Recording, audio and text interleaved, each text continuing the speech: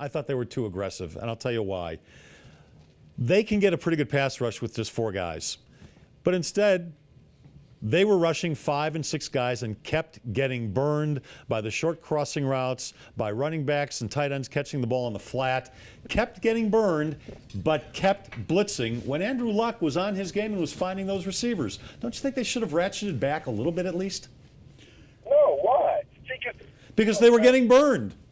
Les, if you take away what you've been doing thus far, because let's not be mistaken, the reason the defense is posted the numbers that they have as far as takeaways and scoring points is the fact that that's the aggressive nature, the aggressive play calling and attacking by defensive coordinator Wade Phillips. You don't pull back. That's the last thing you do when you know that your offense is struggling offensively as they did in that first half of the game. The last thing you want to do is take a passive approach because you never know. One aggressive blitz, now you force a turnover, now things turn back into your favor. So to me, I don't agree with that.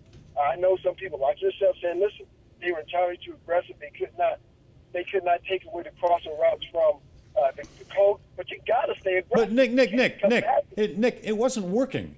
And if something's not working, you have to adjust. I mean, that's what sports is, whether it's baseball, basketball, football, whatever. You adjust if something's not working. And when you're going against a guy like Andrew Luck, who was on his game yesterday and was finding those open receivers, don't you have to do something different? Well, maybe you have to do something as far as changing the types of blitzes that you run. Try to get him off his launch point by running maybe a double A-gap blitz to force him outside the pocket in the waiting arms of Von Miller. But to me, you don't sit back and let the offense dictate the pace to you. That's your identity. That's